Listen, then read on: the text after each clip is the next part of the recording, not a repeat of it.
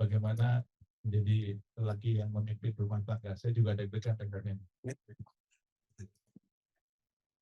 Demikian Bapak Ibu, semoga Allah memudahkan kita menerima ilmu, menerima hikmah dari apa yang beliau sampaikan. Jasa pengolah khairat kepada Bapak Ibu. Assalamualaikum warahmatullahi wabarakatuh. Waalaikumsalam.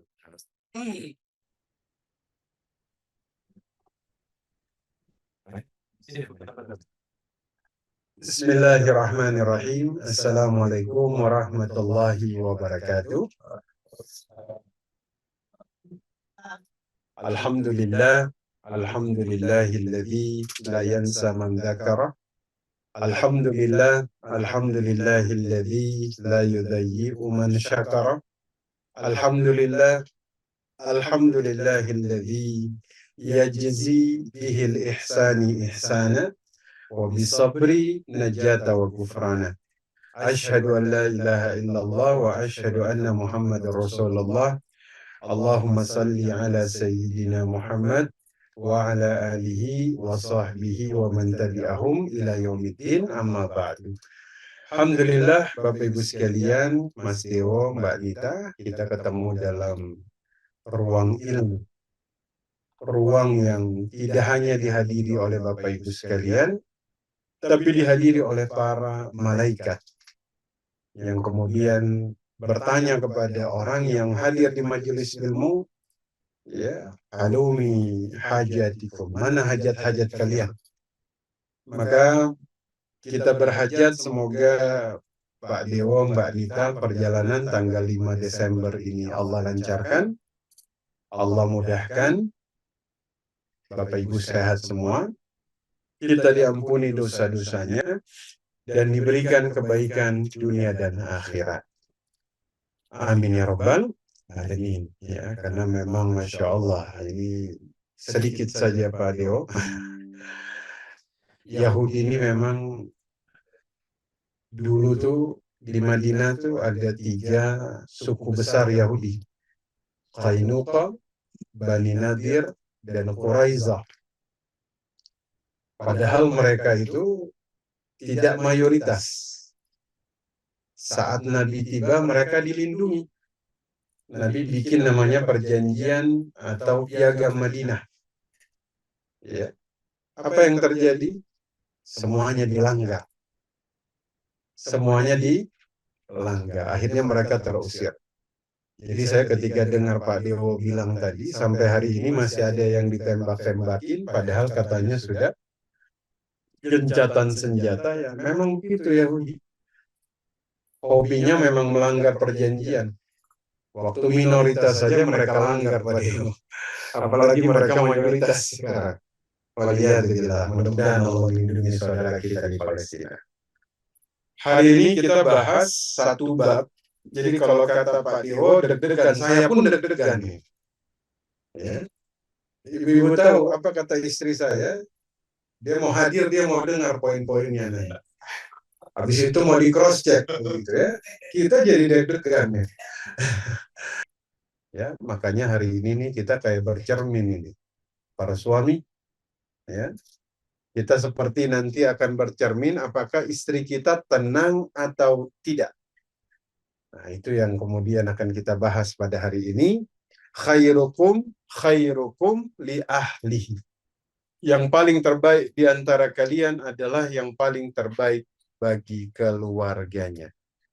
Ini tugas yang ini sepanjang hidup ini. Jihad ini. Dan jihad ini, kata Ibnul Qayyim, lebih berat daripada jihad di medan perang. Kenapa?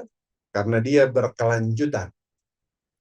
Dia seumur hidup. Ya, ya, mudah-mudahan bisa diamalkan semua. Amin ya Rabbal.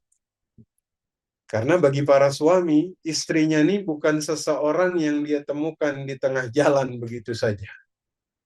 Tapi pasangan hidupnya ini seseorang yang sudah Allah pilihkan buat dia. Sudah Allah percayakan buat dia, dan statusnya itu sebagai apa? Amanah. Ini yang Nabi sampaikan di khutbah wada ribuan tahun yang lalu. Langsung disampaikan oleh baginda Nabi Muhammad sallallahu alaihi wasallam. Makanya sekali lagi, mudah-mudahan bisa kita amalkan di dalam kehidupan. Yang pertama, atau kita berbicara tentang bagaimana menjadi seorang suami yang kemudian bisa menjadi pemimpin. Bukankah seorang laki-laki ketika kemudian dia berhadapan sama istrinya, ya, beda pandangan dengan istrinya, maka ada satu ayat yang menjadi senjatanya.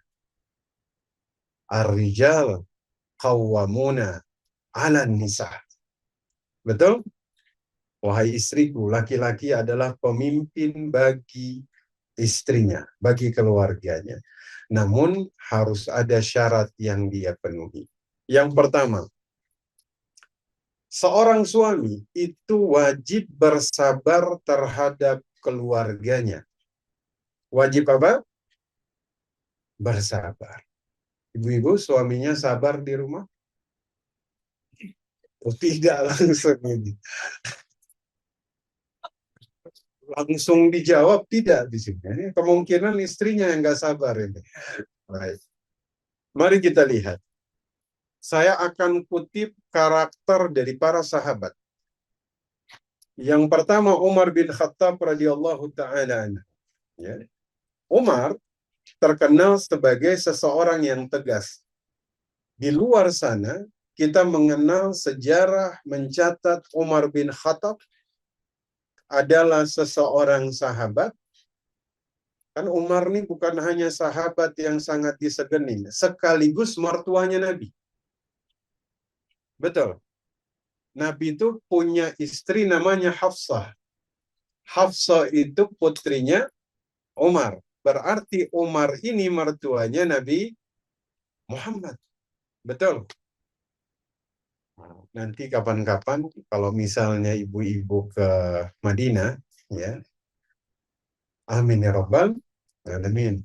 Ya. Coba ibu-ibu minta ditunjukkan di mana bekas rumahnya Hafsah yang dekat dengan makam baginda Nabi. Ada sebuah jendela yang sampai hari ini tuh dibiarkan terbuka oleh pemerintah Arab Saudi. Ternyata itu adalah bagian dari rumah Hafsah binti Umar. Jadi semenjak Rasul wafat, Hafsah itu tidak pernah menutup jendela rumahnya yang menghadap ke makamnya Nabi. Saking rindunya, setiap hari beliau pandangi makamnya Nabi. Hafsah. Ini berarti Bapak Ibu, ini baginda Nabi ini Masya Allah. Begitu kemudian berbekas kepada seorang Hafsah binti Umar. Sampai pemerintah Arab Saudi itu kan sampai sekarang nggak mau menutup jendela tersebut. Itu dibiarkan terbuka di Madinah. Masya Allah. Maka Umar itu adalah sahabat sekaligus mertua baginda Nabi Sallallahu Alaihi Wasallam. Sangat disegani. Disebutkan Bapak Ibu sekalian, suatu saat ada seseorang datang kepada Umar. Untuk apa? Dia mau mengeluh kepada Umar. Mau curhat ceritanya. Curhat tentang siapa? Istrinya. Bahwa istrinya nih suka ngomel. Istrinya nih suka ngangkat suaranya. Istrinya nih apa? Ya cerewet lah begitu ya. Ketika kemudian dia sampai, apa yang dia temukan Bapak Ibu? Ternyata Umar bin Khattab waktu dia datang, Umar itu sedang diomelin sama bininya. Bininya tuh lagi, ya pokoknya istrinya ini lagi ngomel-ngomel. Yang datang ini pengen curhat sama Umar. Istrinya banyak ngomel di rumah. Sudah selesai Umar panggil, ta'al, apa yang mau kamu bicarakan? Ya, nggak jadi ya Umar. Ya, saya tadinya mau mengadukan istriku ya Amirul Mukminin, tapi saya dengar istri antum juga rupanya seperti itu. Ya. Apa kata Umar bin Khattab? Innaha tabakhatu ta'ami. bahwa dia memasak makanan. Ya. Wa ghasilatu thiyabi. Dia juga mencuci pakaianku, kata Umar bin Khattab. Ya. Dan dia kemudian merawat anak-anakku. Ya. Maka kata Umar bin Khattab, wa mustaqirratun li, dan dia menjadi tempat ketenangan bagiku, qalbuha malja'un li, hatinya tempatku berlindung. Allahu Akbar. Maka kata Umar, lalu bagaimana saya tidak bersabar atas kekurangannya? Masya Allah. Udah kagak jadi curhat dah. Tadinya dia bilang, saya mau ngeluh ya Amirul Mukminin. Istri saya suka ngomel. Tapi ternyata waktu dia datang, Umar pun lagi diomelin sama istrinya. Nggak jadi ya Amirul Mukminin. Ternyata engkau pun menghadapi hal yang sama. Nah, berarti Umar bin Khattab itu bersabar terhadap istrinya. Padahal statusnya Umar 10 orang yang sudah dinyatakan syurga. Betul? Tapi begitu bersabarnya terhadap istrinya. Masya Allah. Kita ini mertua Nabi bukan? Namanya tidak masuk dalam 10 sahabat yang dipastikan masuk. Ini kita semua masuk surga. Amin. Tapi kan ada 10 orang yang hidup sudah dinyatakan. Apalagi kita, ibu-ibu, bapak-bapak, bukan ibu-ibu, bapak-bapak. Ya. Maka yang pertama itu Umar bin Khattab radhiyallahu taala anhu. Yang kedua, Ali bin Abi Thalib. Ali ini menantunya Nabi. Betul? Orang pertama masuk Islam siapa? Khadijah. Orang kedua, Warakah bin Naufal. Nah, ini Warakah. Orang ketiga, Abu Bakar. Orang keempat, Ali bin Abi Thalib. Umurnya 10 tahun saat itu. Dan beliau juga adalah menantunya Nabi Shallallahu Alaihi Wasallam. Waktu suatu saat Fatimah ini mengeluh kepada Ali tentang bagaimana dia ini capek di dalam mengurusi rumah tangga. Kemudian Ali mengatakan, saya yang akan meminta kepada, ketika Fatimah minta kalau bisa ada yang membantu. Karena memang seharusnya laki-laki itu yang mengerjakan pekerjaan rumah tangga, itu seharusnya. Betul itu. Seharusnya laki yang mengurusi rumah tangga. Jika dia tidak mampu dan dia mampu untuk menyediakan orang yang mengerjakan itu, maka dia harus kemudian menyediakan. Ya, maka Fatimah itu pernah kemudian mengeluh. Ali bin Abi Thalib kemudian menghadap kepada baginda Nabi Shallallahu Alaihi Wasallam. Nabi menawarkan, maukah saya tawarkan apa yang lebih baik dari pembantu? Maksudnya dari apa yang diminta. Jadi minta agar ada yang bisa kemudian membantu. Naam ya Rasul. Maka Rasulullah Shallallahu Alaihi Wasallam mengatakan, bertasbihlah 33 kali, bertahmidlah 33 kali, dan bertakbirlah 34 kali sebelum tidur. Itu akan mencukupi. Masya Allah. Ini kalimat-kalimat yang ringan di lisan, tapi kemudian berat di mizan. Ringan di lisan, berat di mizan. Ya. Nah, ini makanya kenapa kemudian Ali bin Abi Thalib, betapa beliau kemudian pulang dan menyampaikan ini kepada Fatimah. Ya, bahkan membantu Fatimah di dalam pekerjaan rumahnya, bersabar terhadap istrinya. Maka ini jadi akhlak yang sangat luar biasa. Abdullah ibn Rawaha. Abdullah ibn Rawaha ini sahabat Nabi yang nanti wafat di satu peperangan, ya, di daerah Jordan. Yang nanti Pak Dewo sama Mbak Nita mau ke sana, ya. Dulu lawan Romawi, beliau meninggal di situ. Dulu beliau pernah terlambat pulang. Istrinya cemburu, menyangka bahwa ada wanita lain di luar sana. Ibu-ibu begitu? Kalau suaminya telat pulang, ini pasti ada sesuatu, betul? Ya.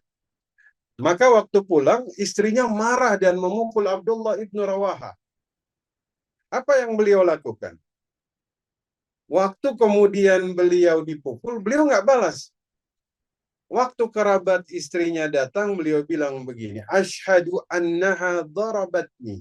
Saksikanlah, saya dipukuli oleh istriku. Yang berarti beliau bersabar terhadap istrinya. Mampu menahan emosi di puncaknya emosi. Oh ini Masya Allah ini. Ya. Nabi itu waktu suatu hari lagi kumpul sama sahabat. Tiba-tiba datang kiriman makanan. Ada yang menyatakan dari Zainab. Ya. Sementara Nabi di rumahnya Aisyah. Aisyah itu marahnya, itu makanan diambil, piringnya dibanting sampai pecah di hadapan Nabi. Ya. Oh ini Masya Allah ini. Bapak-bapak pernah menghadapi situasi seperti ini? Bukan dari istri kedua, bukan. Maksudnya ada situasi di depan orang, terus istrinya ngambek begitu. Pernah? Istri misalnya melakukan sesuatu tuh yang suami itu merasa, ini muruah saya ini. Ya kan? Kan Nabi itu di antara para sahabat. Sebagai seorang pimpinan tertinggi kaum muslimin, ketika istrinya marah, ambil piringnya, dibanting sama Aisyah. Apakah kemudian saat itu baginda Nabi kemudian omelin Aisyah? Enggak. Dengan tenangnya Nabi bilang, gharab ummuku. Ibu kalian lagi ngambek. Udah. Jadi itu bisa memindahkan sesuatu yang tidak menyenangkan menjadi menyenangkan hanya dengan membalikkan telapak tangan. Itu Nabi itu, teman-teman. Masya Allah. Ya, mudah-mudahan bisa kita contoh. Ya, makanya saya deg-degan ini. Kalau istri saya nonton, dia cross check nanti satu-satu nih. Ya, mau dicocokkan katanya. Wah, ya. Nah, kemudian Abdullah ibnu Mas'ud. Jadi kaum Ansor, ya, itu Ansor ini artinya orang Aus dan Khazraj yang masuk Islam. Itu namanya kaum Ansor. Ya. Kalau munafik berarti suku asli Madinah, Aus dan Khazraj yang menolak masuk Islam. Nah itu kita sebut munafik. Ya. Nah, Ansor waktu ke Mekah itu, dari Mekah ke Madinah, Abdullah ibnu Mas'ud, istrinya nih saat itu ngikutin ada satu kebiasaan teman-temannya, yaitu suka berhias. Ya. Nah, maksudnya berhias boleh, perempuan memang fitrahnya mereka berhias, betul. Karena perempuan itu mar'atun. Mar'atun itu punya kesamaan kata dengan mir'atun. Mir'atun itu bahasa Arab artinya apa? Cermin. Maka perempuan fitrahnya suka kalau laki-laki ar-rijal. Ada kesamaan kata dengan rajulun. Rajulun itu artinya kaki. Jadi laki-laki kalau kelayapan emang udah fitrahnya itu. Enggak juga. Maksudnya dia berjalan untuk mencari nafkah. Makanya namanya rajul. Ya. Makanya ar-rijal qawwamuna 'alan nisa. Dia jadi pemimpin jika dia melaksanakan fitrahnya mencari nafkah. Jelas ya? Nah, maka suatu hari istrinya ini udah berhiasnya berlebihan. Ya. Cara Ibnu Mas'ud ini kemudian menasehati, dengan sabarnya beliau bilang, inna min ahaqqu ma akhadti bihi ajran, ya, sesuatu yang paling berhak engkau dapat pahalanya adalah kesabaranmu melaksanakan kewajiban kepada suamimu. Selesai. Jadi kadang suami itu ketika dia bersabar, maka dia bisa menyelesaikan masalah apapun dalam rumah tangga dengan cara yang paling elegan. Kuncinya satu. Apa Bapak Ibu? Sabar. Ya. Imam Sufyan Ats-Tsauri itu, Imam Sufyan Ats-Tsauri, jadi dalam kitab Hilyatul Aulia itu dikisahkan, istri Imam Sufyan Ats-Tsauri itu suka ngeluh. Suka ngeluh, ya, sering marah. Ini jangan jadi alasan ini ya, pulang ke suaminya, suamiku, jangan marah kalau saya ngomong. No, istrinya Imam Sufyan Ats-Tsauri aja dalam kitab Hilyatul Aulia katanya suka ngomel begitu. Enggak ya. Jadi Imam Sufyan Ats-Tsauri, Bapak Ibu sekalian, pernah kemudian beliau mengatakan satu kalimat yang Masya Allah. Istrinya suka apa? Ngomel. Beliau bersabar, beliau bilang begini, Atahammalu minha likai yatahammalaha Allahu anni. Allah, indah sekali. Saya bersabar terhadap istri saya, semoga Allah kemudian bersabar terhadap dosa-dosa saya. Masya Allah. Saya bersabar terhadap istri saya, semoga Allah bersabar terhadap dosa-dosa saya. Masya Allah. Bisa diamalkan para suami? Bisa? Ini baru satu ini. Imam Sufyan atau saya izin minum dulu. Banyak ibu-ibu ini.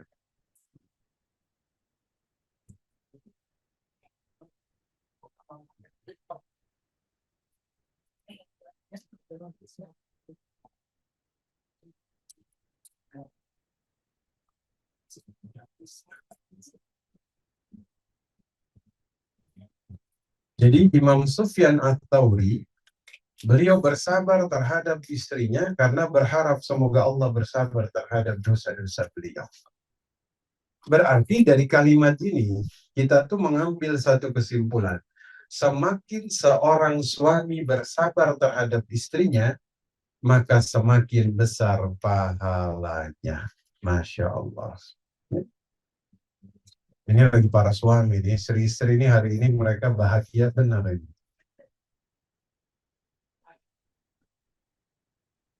Imam Ahmad Ibnu Hanbal, ya, Bapak Ibu tahu Imam Ahmad Ibnu Hanbal ini termasuk salah satu muridnya Imam Syafi'i. Oke? Seorang imam yang hari ini keilmuannya itu atau fatwa-fatwa fikih beliau itu dijadikan sebagai salah satu madhab di Arab Saudi, yaitu Hanbal. Ya, Imam Ahmad Ibnu Hanbal. Ya.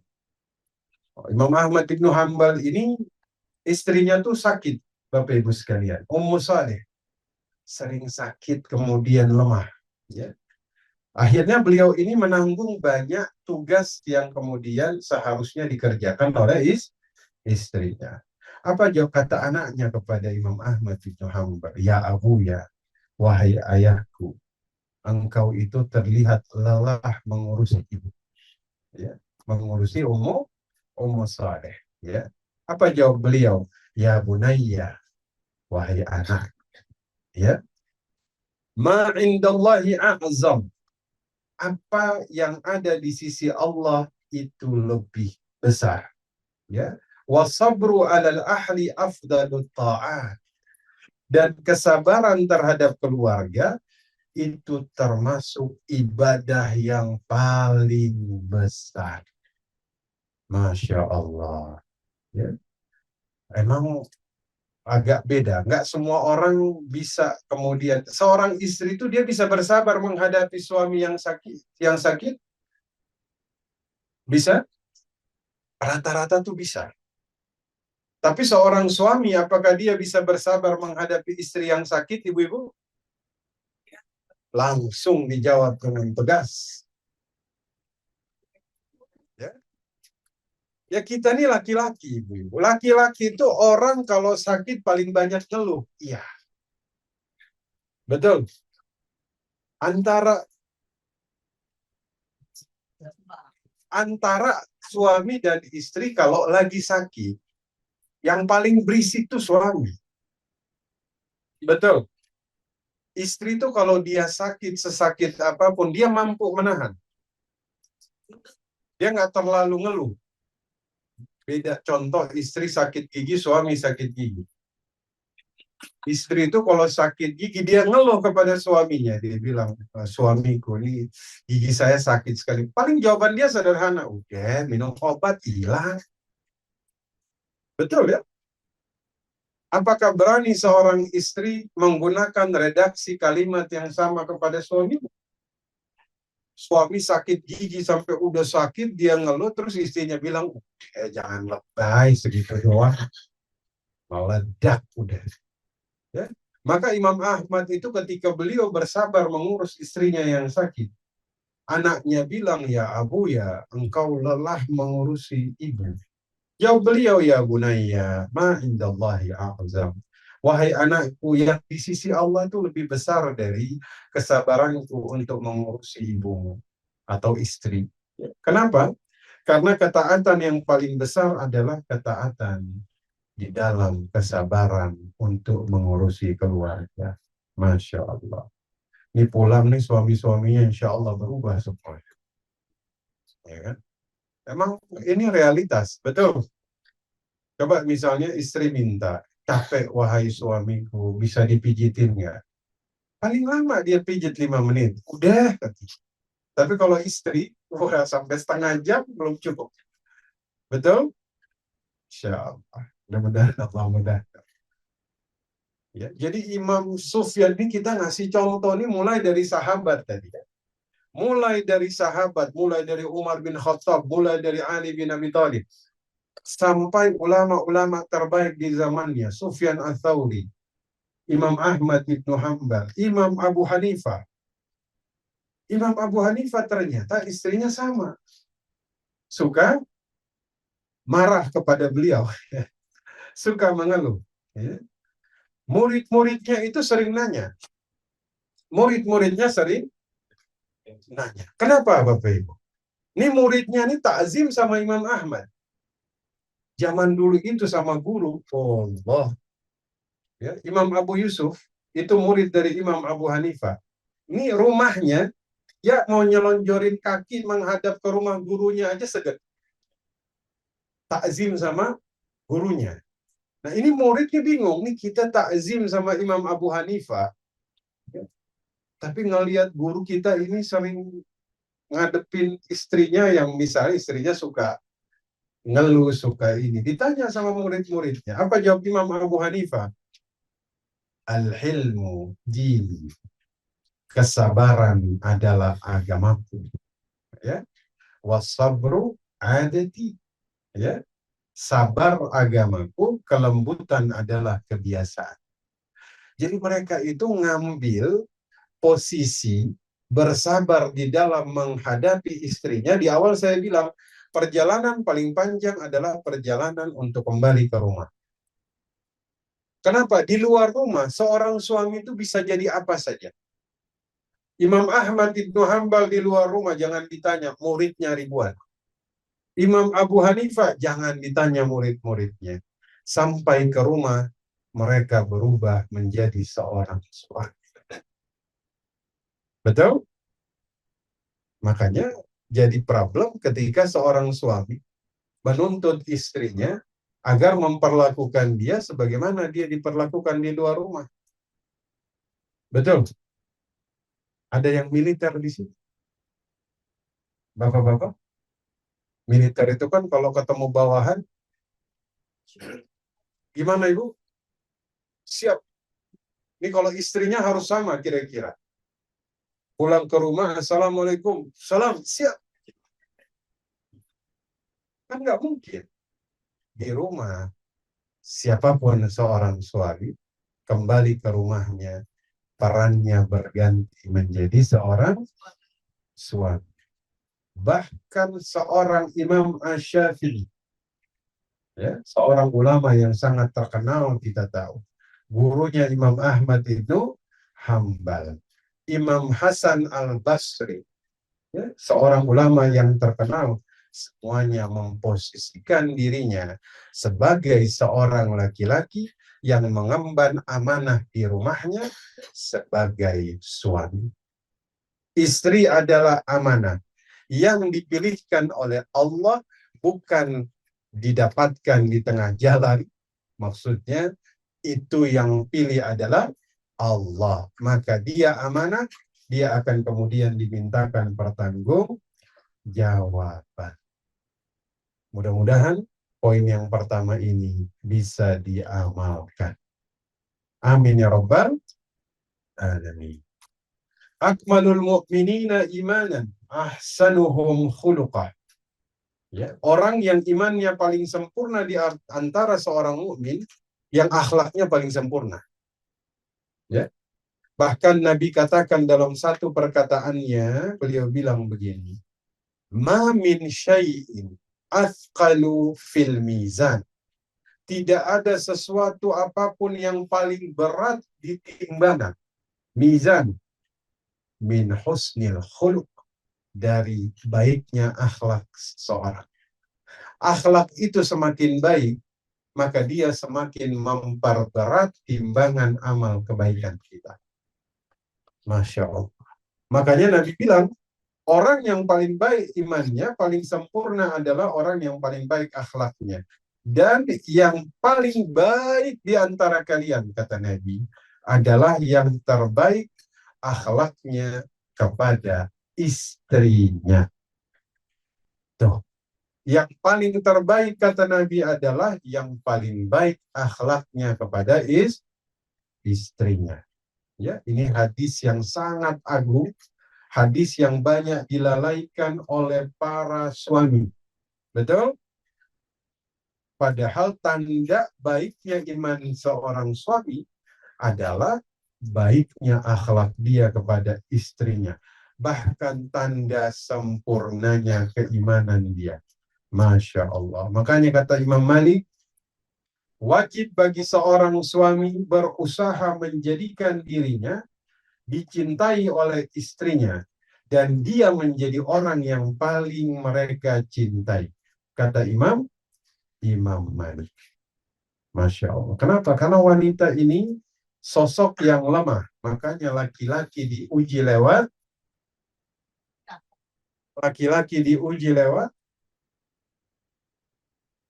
wanita. Lewat wanita. Ya, maksudnya itu bagaimana dia itu menghadapi lemahnya istrinya. Dia diuji di situ. Ya. Nah, kadang-kadang banyak orang terjatuh dalam kesalahan ini. Ketemu istrinya akhlaknya jadi yang paling buruk. Ketemu orang di luar sana, dia akan lemah lembut. Iya. Betul ibu-ibu? Ini dalam Nailul Autar langsung kemudian disampaikan. Banyak orang terjatuh dalam kesalahan ini. Engkau melihat seorang pria jika bertemu dengan istrinya, dia jadi orang yang paling buruk akhlaknya. Orang paling pelit, orang paling sedikit kebaikannya. Namun kalau dia ketemu selain istrinya, maka dia bersikap lemah lembut, dia berakhlak baik, hilang pelitnya, banyak kebaikan yang dilakukannya. Tidak diragukan lagi dikatakan di sini, barang siapa dalam kondisi seperti ini, maka dia terhalang dari taufik Allah Subhanahu wa Ta'ala. Ya. Kita memohon keselamatan dari Allah Subhanahu wa Ta'ala. Berarti suami yang baik adalah dia yang paling baik akhlaknya kepada istrinya. Syekh Abdul Malik di sini menyatakan, betapa banyak kita dapati seseorang kalau dia kemudian ketemu dengan sahabatnya, dia jadi orang yang paling mulia. Betul. Sahabatnya curhat, dia ceritakan, tafadhal ahlan sini, antum punya masalah apa? Dia dengerin dengan sangat luar biasa. cara dia berinteraksi dengan orang di luar sana, lembutnya luar biasa. Tapi waktu pulang ke rumahnya, istrinya mau curhat, aduh ntar dulu dah, ini udah capek ini. Besok aja. Gitu ibu-ibu, betul?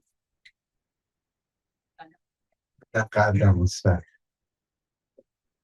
Kadang-kadang ya. Makanya ibu-ibu, hakikat seorang laki-laki itu terungkap di rumahnya. Betul? Hakikat seorang laki-laki itu terungkap di rumahnya. Ini kaidah yang baku. Bahwa rahasia kaidah ini karena di luar rumah mungkin kita bisa menampakkan akhlak yang baik. Ya, kita bisa menahan kesabaran terhadap orang lain di luar rumah. Ya, karena pertemuan dia dengan orang di luar sana hanya sebentar. Betul? Namun pertemuan dia di dalam rumah, paling seorang suami ketemu temannya berapa lama? Sejam.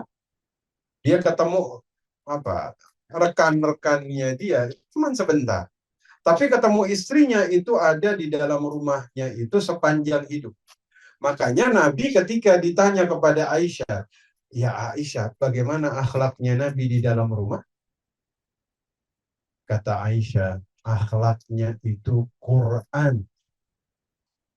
Masih ingat waktu kita bahas Khadijah ngetes Nabi lewat mudharabah. Dia utus seorang laki-laki bernama Maisarah. Mohon maaf, Bu Haja Maisarah. Maisarah itu nama laki-laki ya. Ya, Maisarah itu laki-laki. Itu utusannya Khadijah ketika memata-matai Nabi. Iya. Jadi Khadijah tuh pengen tahu Nabi, maka yang pengen ditahu lebih dulu tuh akhlaknya seperti apa. Maka Khadijah kerjasama bisnis dengan Nabi namanya mudharabah. Oke, jadi mudharabah itu sudah ada dari zaman dulu. Kerjasama bisnis. Nabi menggunakan hartanya Khadijah untuk dagang lewat safar. Safarnya ini berbulan-bulan. Kalau sudah berbulan-bulan, karakter seseorang akan keluar di situ. Betul? Kalau mau tahu akhlak seseorang, maka safarlah bersama dia. Akan terlihat siapa dia. Betul? Ya, saya di sini belum pernah safar sama ibu-ibu. Bapak-bapak, tapi saya sudah pernah safar dengan Mas Dewo sama Mbak Nita. Jadi karakter udah ketahuan. Apa itu ya? Ada yang udah capek umroh, tapi jam 3 pagi masih bangun qiyamul lail. Nah, namanya Bu Yuanita itu. Nggak ada capek-capeknya kalau ibadah. Nah, makanya kita tuh jadi tahu karakter seseorang itu ketika safar. Khadijah pengen tahu karakter dari Nabi lewat safar. Tolong laporin apa saja akhlak dari Nabi Muhammad ini yang kamu temukan dalam safar. Apa yang terjadi? Laporannya sempurna. Tidak ada satupun celah sedikit. Ini catatannya kosong. Coba kalau ibu-ibu ngirim mata-mata, tolong dong. Ustaz Ruslan, gimana akhlaknya? Pulang, nggak cukup satu kertas, penuh. Oh, Ustaz Ruslan ini begini, begini, begini. Betul? Nabi itu kosong catatannya. Ya, Nabi Shallallahu Alaihi Wasallam. Namun ya namanya kita manusia, kalaupun misalnya di luar rumah kita bisa bersabar terhadap orang lain, maka di dalam rumah sebisa mungkin kita lebih sabar. Ya, maka yang kedua adalah akhlak. Jadi kita nih suami, kalau mau tahu siapa kita sebenarnya, jangan lihat di luar. Bercerminlah di dalam rumah. Kalau sampai di dalam rumah istri kita, dia curhat, kita dengerin. Dia bikin kesalahan, kita bersabar. Apapun dari dia, kita. Nah, itu karakter asli kita tuh di situ. Kalau ternyata seorang suami di dalam rumahnya, dia marah kepada istrinya, ya Allah, berarti ini karakter saya asli ini begini udah. Maka kemudian itu kita perbaiki. Maka ketika kemudian dalam mau'idah hasanah disampaikan bahwasanya Bagaimana zaman dulu itu mereka ketika memilih pemimpin, mereka jadikan standar dia di rumahnya sebagai ukuran. Kenapa itu? Kenapa seseorang rumah tangganya dijadikan standar ukuran dia boleh diangkat jadi pemimpin? Kenapa kira-kira? Kalau dia bersabar terhadap istrinya, dia kemudian tanggung jawab kepada keluarganya, maka dia bisa memimpin orang lain. Ini rahasianya. Kalau kemudian keluarganya saja tidak bisa dia atur, bagaimana dia bisa mengatur umat ini? Makanya dulu tuh akhlak terhadap keluarga ini jadi ukuran. Ya, jadi itu yang keberapa, ibu-ibu? Itu yang kedua. Ya. Nah, sekarang kita pindah yang ketiga. Kalau yang pertama, kedua kita ambil contoh itu banyak dari sahabat ulama-ulama besar. Ini yang ketiga, 4, 5, 6 langsung dari sumbernya baginda Nabi Muhammad sallallahu alaihi wasallam. Ini luar biasa ibu ya. Nabi itu sangat memperhatikan penampilannya ketika bertemu dengan istrinya. Nah, bahwa ternyata seorang laki-laki yang baik itu adalah yang memperhatikan penampilannya ketika dia bertemu dengan istrinya. Ya. Kenapa? Kalau seseorang kita bahas, oh seorang istri harus memperhatikan penampilan ketika ketemu suami. Ternyata seorang laki-laki juga harus melakukan yang sama. Ya. Wa ashiruhunna bil ma'ruf. Pergauli mereka dengan baik. Suami itu sebisa mungkin dia menjaga penampilannya di hadapan istrinya sebisa mungkin, semampu dia. Betul? Ya. Makanya kemudian Ibnu Abbas itu menyatakan, ini ya, uhibbu antazayyana limar'ati kama uhibbu antazayyana li. Saya itu suka berhias untuk istriku.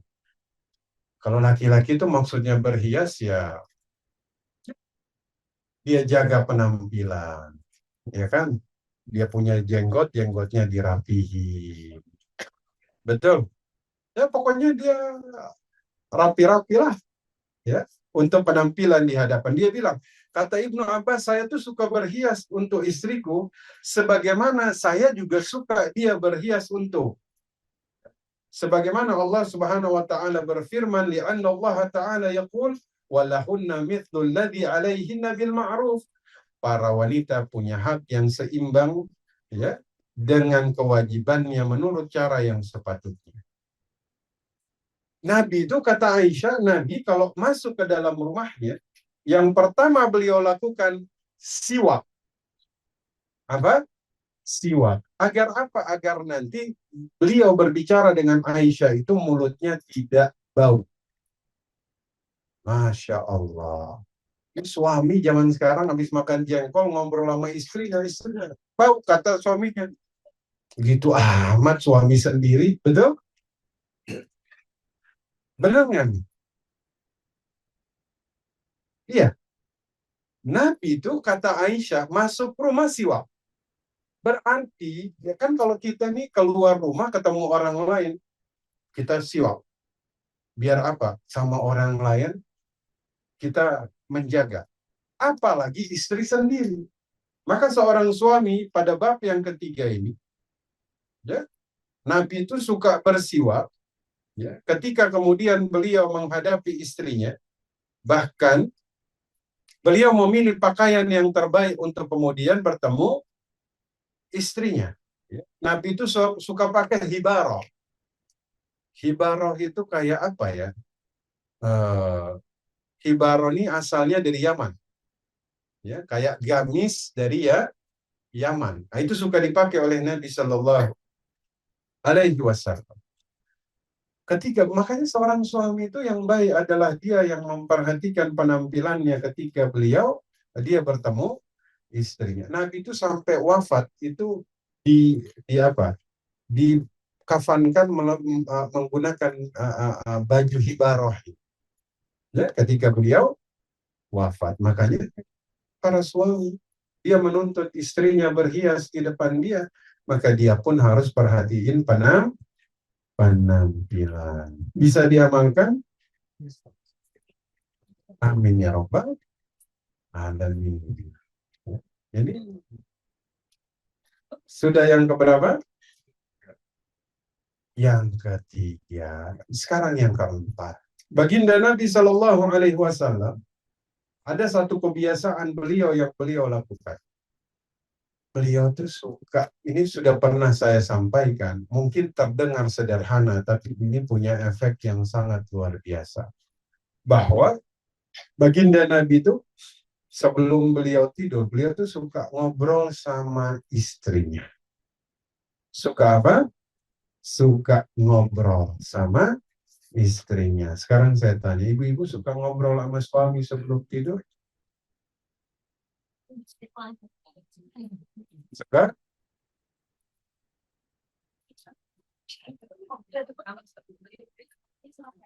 Jangan-jangan sebelum tidur udah nggak ngobrol lagi udah. Ini ternyata hal yang Nabi lakukan. Kadang ibu-ibu ada hal-hal itu yang bisa dibicarakan justru semakin nyaman ketika mau betul? Nah, ada satu sahabat saya, dia bilang begini, Ustadz, termasuk jamaah juga. Saya ini paling takut Ustadz. Kalau saya udah ngantuk mau tidur, istri saya ngajak ngobrol. Kalau saya udah ngantuk tuh, dia suka ngajak ngobrol. Nah itu memang yang biasa Nabi lakukan. Ada riwayatnya itu. Enggak Ustaz. Dia tunggu saya lagi ngantuk, di mana jawaban saya tuh akan sejujur-jujurnya.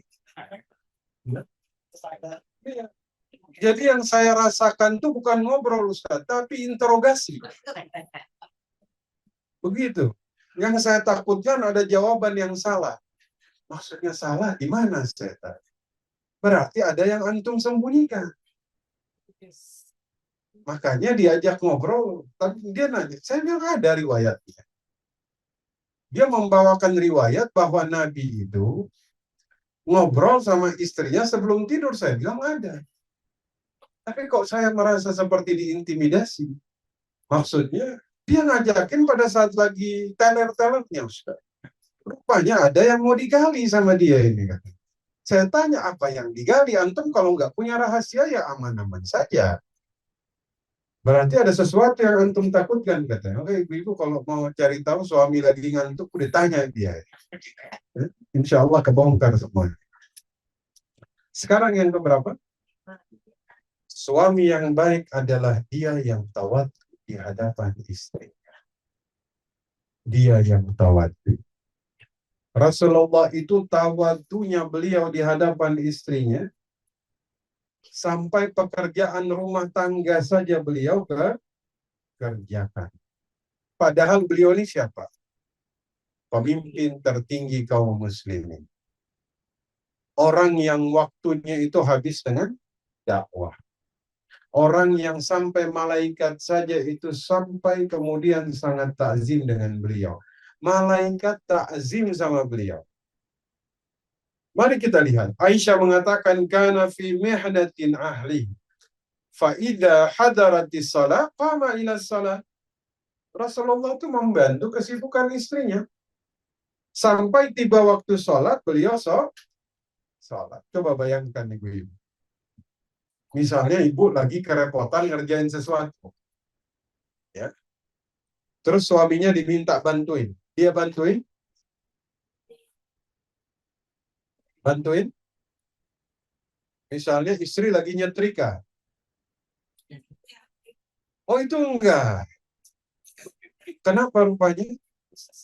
Oh dia nggak bisa. Misalnya apa pekerjaan yang misalnya ibu minta tolong suami, suami merasa dirinya terlalu tinggi untuk melakukan itu apa? Jemur pakaian. Jemur. Misalnya suamiku tolong dong dijemur, terus suami bilang apa? Enak aja. Saya disuruh jemur pakaian, kamu tahu saya ini di luar, direktur ini. Di dalam rumah kamu suruh saya jemur pakaian, enak aja. Gini, Nabi itu saking tawadu kepada istrinya, ya, itu sampai kemudian Imam Bukhari membawakan perkataan Aisyah ini dalam dua bab. Dua bab. Bisa dibayangkan? Bab seseorang membantu istri. Nabi itu tawadunya luar biasa, Masya Allah. Ini menggambarkan bagaimana kemudian dalam Fathul Bari dikatakan, hadis yang bercerita tentang Nabi Shallallahu Alaihi Wasallam memperbaiki sandalnya, ya, kemudian menjahit bajunya, mengangkat air di ember. Ini suami ibu-ibu pernah ngangkat air di ember? Memperbaiki sandalnya, nggak usah udah pakai tukang sol dari zaman sekarang. Nabi sandalnya sendiri diperbaiki, ya, sampai menjahit bajunya beliau lakukan. Betul. Ini zaman sekarang istriku, tolong dong bajuku dijahitin. Tapi maksudnya yang jahit pakai jarum. Terus istrinya bilang, kerjain sendiri dong. Terus jawaban suaminya enak aja. Ini jahit pakaian ini perempuan. Ini dalam riwayat ini, Imam Bukhari itu sampai bawain dalam dua bab. Nabi jahit bajunya sendiri. Bantuin istri. Bahkan susu kambingnya itu sendiri yang kemudian beliau perah. Ini tanda Nabi itu tawadhu di hadapan istrinya. Jadi suami itu nggak boleh merasa terhina ketika melakukan sesuatu di hadapan istrinya. Jangan kemudian dia merasa, oh ini terhina ini. Nanti kita bahas. Misalnya, istri minta, suamiku pokoknya kalau naik mobil kamu harus buka pintu mobil saya. Ibu-ibu pernah minta suaminya? Kata suami, jangan dong, malu. Nanti kita bahas bagaimana Nabi Shallallahu Alaihi Wasallam terhadap istrinya nanti ya. Nah, tawadunya baginda Nabi Shallallahu Alaihi Wasallam ini luar biasa dan ini dicatat di dalam sejarah. Bagaimana Nabi Shallallahu Alaihi Wasallam? Jadi kan tadi saya sampaikan, Aisyah itu banting piring yang dibawa oleh salah seorang kiriman makanan dari istrinya Nabi yang lain. Bapak Ibu tahu dalam hadis riwayat Imam Bukhari, Nabi itu ngumpulin satu demi satu pecahannya. Allahu Akbar. Di situ ada sahabat. Yang berarti beliau nggak ingin sahabat yang ngumpulin. Biarin saya sendiri yang angkat. Diangkat satu-satu. Beliau kumpulin makanan yang tadinya jatuh. Diambil satu-satu taruh di piring. Kemudian beliau bilang, ibu kalian lagi marah, lagi cemburu. Ini tawadhu.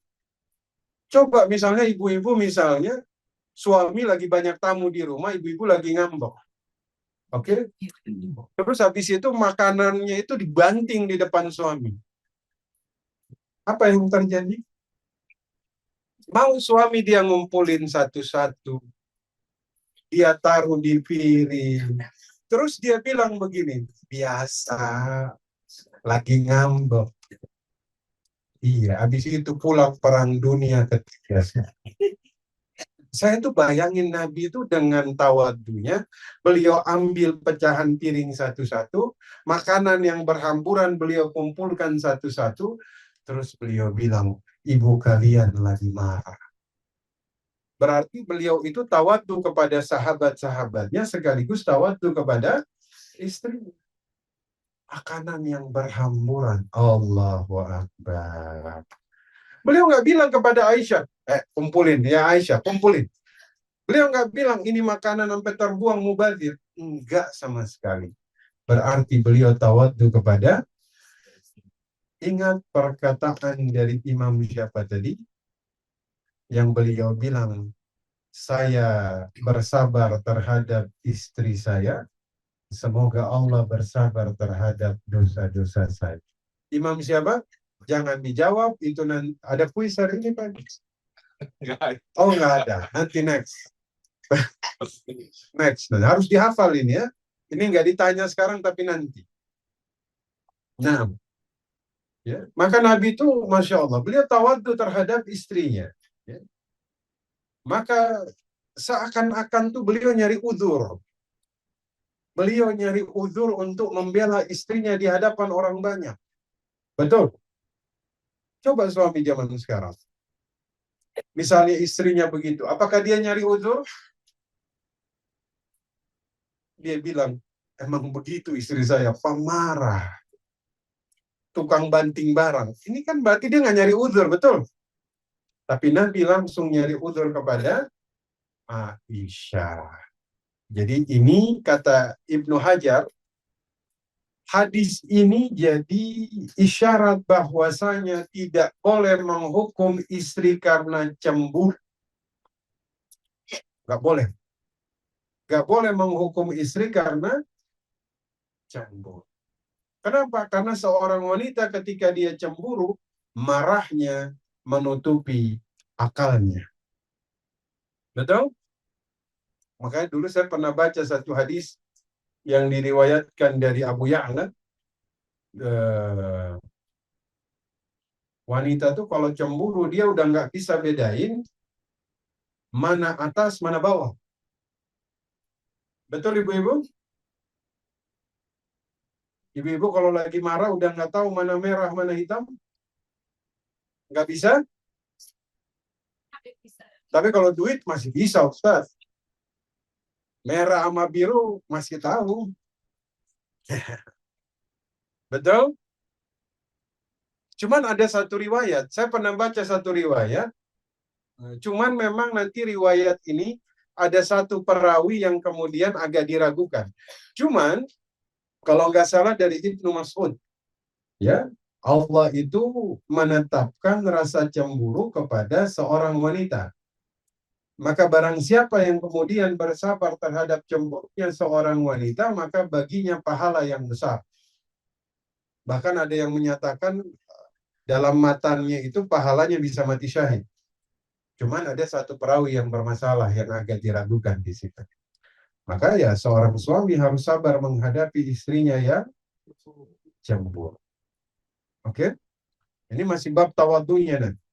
Tadi ibu-ibu pernah nggak minta suamiku, tolong setiap jalan pintu mobil kamu yang bukain.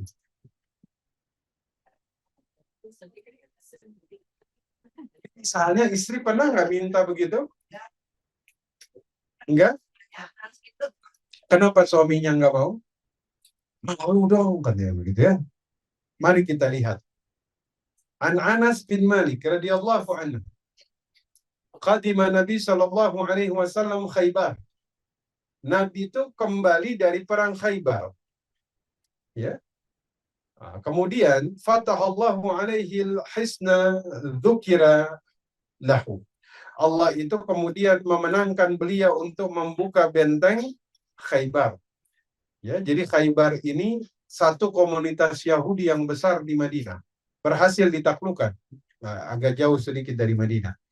Dan pada saat itu Nabi Shallallahu Alaihi Wasallam itu dapat Sofia binti Huyai, ya, Sofia binti Huyai, ya. Nah, Bapak Ibu tahu, waktu kemudian Nabi pilih dia untuk menjadi istrinya. Dalam riwayat ini disampaikan, Sofia itu duduk di atas kelambu, di atas onta. Oke. Waktu Sofia itu dia turun dari atas onta, ya, Nabi itu meletakkan lututnya di samping onta, ya, jadi waktu Sofia mau naik ke atas onta, Nabi taruh lututnya, Sofia injak lututnya untuk naik ke atas onta. Allah. Nabi taruh lututnya, Sofia injak lututnya Nabi untuk naik ke atas onta. Lihat betapa tawadunya Nabi. Kira-kira suami zaman sekarang bisa nggak kayak begini? Misalnya naik mobil. Apa mobil yang tinggi? Mobil yang agak tinggi apa misalnya? Jeep. Waktu istrinya mau naik susah. Karena susah, suaminya langsung dia kasih lututnya. silahkan istriku naik. Nabi, Bapak Ibu tahu saat itu semua sahabat menyaksikan langsung betapa tawadunya beliau kepada istrinya. Allahu Akbar. Bahkan Aisyah itu pernah satu saat ada orang Habasya, Ethiopia, mereka masuk ya ke dalam masjid. Aisyah tuh penasaran, pengen melihat orang-orang Habasya saat ya. Waktu kemudian Aisyah tuh pengen ngeliatin mereka, kebetulan orang-orang Habasya itu ketika mereka di dalam masjid, Aisyah itu pengen ngeliatin. Nabi bilang, Aisyah, kamu mau ngeliatin mereka? Naam ya Rasul. Ya. Akhirnya saat itu Nabi itu naikkan badannya agar Aisyah tuh bisa bertumpu di pundaknya untuk ngeliatin. Dan Bapak Ibu tahu Aisyah tuh naruh dagunya di pundaknya Nabi. Allahu Akbar. Sampai kemudian apa yang terjadi? Nabi tanya, sudah cukup? Belum ya Rasul. Ya sudah, silahkan kamu lihat puasnya. Masya Allah. Ini luar biasa. Ini menandakan tawadunya Nabi Shallallahu Alaihi Wasallam. Makanya amalan yang sangat besar adalah ketika kita itu bisa tawadu kepada istri kita. Ya. Dulu tuh kan pasukan itu pernah berhenti gara-gara nyari kalungnya Aisyah yang hilang. Betul. Mereka pernah berhenti untuk mencari kalungnya Aisyah yang hilang saat itu. Padahal zaman itu mereka tidak akan berhenti kecuali dalam keadaan bersuci. Ya, sampai Abu Bakar itu kemudian omelin Aisyah. Ya Aisyah, kamu bikin kita berhenti gara-gara cari kalungmu yang hilang. Ya, Abu Bakar sempat nepuk pinggangnya Aisyah, seorang ayah, ya, ayah kepada putrinya. Abu Bakar tuh omelin Aisyah. Gara-gara Aisyah, apa yang terjadi? Sampai kemudian semua orang berhenti nyari kalungnya. Allahu Akbar. Ya Allah, kita ini zaman sekarang kadang lagi jalan, barang ketinggalan. Istri ini kan suka ketinggalan barang, betul? Yang ngomel duluan siapa? Suami. Insya Allah. Beliau emang luar biasa. Ya. Suami yang lain ini biasanya suka ngomel ini. Makanya tadi taruh di mana? Apalagi udah keluar rumah, udah sampai di jalan. Suamiku saya ketinggalan barang. Bodoh amat, ntar aja jalan. Betul. Nabi pernah satu pasukan. Ini bukan, ini kalau misalnya kita emang rombongan, istri ketinggalan sesuatu, dia jangan malu, ini orang banyak. Balik lagi, Nabi satu pasukan berhenti. Gara-gara nyari kalungnya Aisyah. Abu Bakar sampai marah. Aisyah, kamu bikin semua orang jadi berhenti gara-gara mencari kalungmu yang hilang. Allahu Akbar. Ini pertanda bagaimana Nabi Shallallahu Alaihi Wasallam bisa memberhentikan pasukan perang hanya gara-gara mencari kalungnya Aisyah yang hilang. Ini tawadunya baginda Nabi Shallallahu Alaihi Wasallam. Bahkan sebagian sahabat itu diperintahkan untuk mencari kalung tersebut. Ya. Ibu-ibu tahu, kalung yang hilang ini dari berlian? Bukan. Safir? Tidak. Dalam riwayat dikatakan kalungnya itu harganya cuma 12 dirham. Berapa dirham? 12 dirham. Tapi zaman sekarang, udah biarin aja, ntar dibeliin yang baru.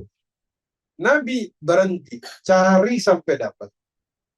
Jadi wajar kalau misalnya sekelas Hafsah, seumur hidup itu selalu membuka jendelanya, memandangi makamnya baginda Nabi Sallallahu. Ya karena kita lihat betapa tawadunya beliau kepada istrinya. Masya Allah. Sudah berapa Bapak Ibu? 5. Ya. Sudah 5. 6. Lengkapnya nanti bisa lihat di videonya, ya. Bisa dihitung. Yang keenam, seorang suami yang sejati seperti Nabi Shallallahu Alaihi Wasallam adalah menyenangkan hati istrinya, menyenangkan hati istri. Ya, menyenangkan hati istri itu termasuk salah satu perkara yang kemudian dimiliki oleh seorang suami yang baik. Ya, dia ngasih hadiah kepada istrinya. Ya. Kalau dia nggak mampu menyenangkan istri dengan hadiah, maka kemudian senangkan hati istrinya dengan kalimat yang baik. Makanya dalam riwayat itu Rasul mengatakan, wal kalimatu thayyibatun sadaqah. Ucapan perkataan yang baik adalah sedekah. Ya. Jadi sesuatu yang asalnya itu mubah, ya, namun bisa bernilai pahala jika dilakukan untuk menyenangkan hati orang lain, maka jadi pahala. Jadi pahala, ya. Nah, ini luar biasa, ya. Baginda Nabi Shallallahu Alaihi Wasallam itu beliau sangat suka menyenangkan hati istri, ya. Dulu, ya. Aisyah itu pernah kemudian dalam satu perjalanan bersama Nabi Shallallahu Alaihi Wasallam, ya. Aisyah itu pernah bilang begini, aku tidak gemuk. Kata Aisyah, aku tidak gemuk. Ya, wahia jariyatun khalat lam ahmilillah. Ya, maksudnya tuh ya dia pengen bilang saya nggak gemuk. Maka Rasulullah bilang kepada sahabatnya, pergilah ke depan. Semua sahabat pergi ke depan.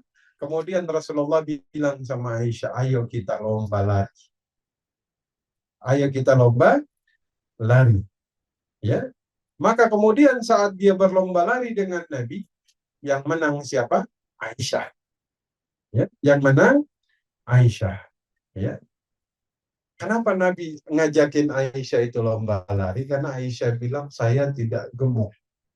Kayak dia merasa dia tuh fisiknya ini. Nabi bilang, ayo kita lomba lari. Nabi kasih menang Aisyah agar dia lupa dengan perkataannya tadi. Berarti suami ini harus sering-sering muji istrinya. Bisa diamalkan? Antum mau menyenangkan istri, beli emas apa kalimat pujian yang baik?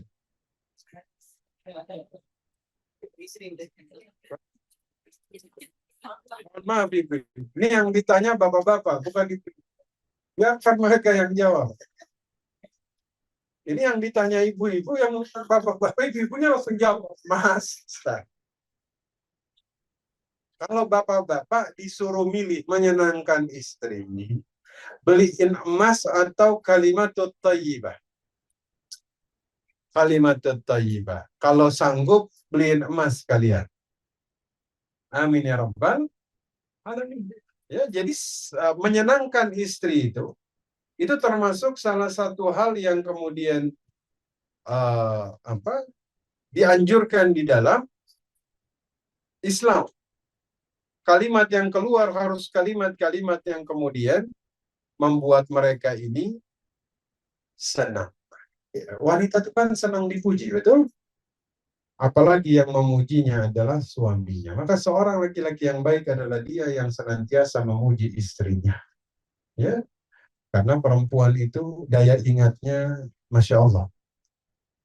Ya, dia selalu mengingat hal-hal yang detail. Betul? Istri itu kalau dia masalah sama suaminya, apa itu istilah zaman dulu tuh kaset tuh kalau di rewind, lengkap jamnya, tanggalnya, tahunnya, oh itu direkam nih. Makanya kalau kemudian dia dipuji dengan kebaikan, itu juga kemudian dia catat di dalam ingatan. Ya, baik. Maka dari itu Bapak Ibu sekalian, bagi para suami, mudah-mudahan Allah mudahkan untuk kemudian melakukan perkara-perkara yang menjadikan dia sebagai seorang laki-laki yang baik, ya. Laki-laki yang kemudian jika dia berhasil melaksanakan semua kewajiban dia di dalam rumah tangga, maka setiap detik dari kehidupannya di dalam rumah tangga akan dihitung sebagai jihad fisabilillah. Ingat, ada ulama yang tidak menikah seumur hidup, diantaranya adalah Ibrahim bin Adham. Ketika beliau dipuji dengan kealiman dan ibadah beliau, beliau mengatakan kepada yang memuji, "Anta khairum minni." Kamu lebih baik dari saya. Kenapa kamu menikah? Dan pernikahan adalah amrun azim, sesuatu yang besar, yang dicatat setiap detiknya adalah jihad. Maka mudah-mudahan Allah mudahkan. Amin amin ya rabbal alamin. Sekarang bapak-bapak, nanti gantian ibu-ibu. Baik, saya serahkan lagi kepada Mas Dewo untuk kemudian memimpin tanya jawab. Tafadhol. Alhamdulillah, Bapak Ibu, Bapak-bapak tadi kayaknya serius banget mendengarkannya ya. Insya Allah seluruh rangkuman dan rekaman. Jadi nggak hanya rekaman, tetapi juga rangkuman, termasuk dengan dalil-dalil tadi yang Ustaz sampaikan, sudah saya tulis di sini. Insya Allah akan saya WA ke dalam grup. Bagi Bapak Ibu yang sudah ikut dalam grup, akan lebih mudah melakukan murojaah ya, membaca ulang. Ada 6 poin tadi yang kita dengar langsung dari Ustadz mengenai sikap-sikap suami yang baik kepada istri. Silakan Bapak Ibu mengajukan pertanyaan, termasuk juga yang di Zoom. Nah, ini sudah ada satu pertanyaan, sambil menunggu pertanyaan dari Bapak Ibu di ruang kajian, saya bacakan dulu yang di ruang Zoom ya. Nah, silakan dipersiapkan, nanti silakan angkat tangan, saya akan bacakan pertanyaan. Yang pertama dari ruang Zoom dulu, Ustaz. Baik. Di Jawa di sini terkenal dengan surga katut, surga manut rokok katut. Artinya itu istri selalu ikut kemanapun suami pergi. Ini memang filsafat Jawa yang dulu kecil saya suka dengar nih. Nasihat pernikahan kepada pria-pria kami di Jawa dulu waktu kecil pun, waktu remaja itu sering nih. Jadi istri wajib ikut kemanapun suami pergi, termasuk kalau dalam istilah tadi kan neraka pun harus ikut. Sementara istri Fir'aun masuk surga dan istri Nabi Nuh masuk neraka. Baik. Jadi ini bagaimana Ustaz dalam Islam?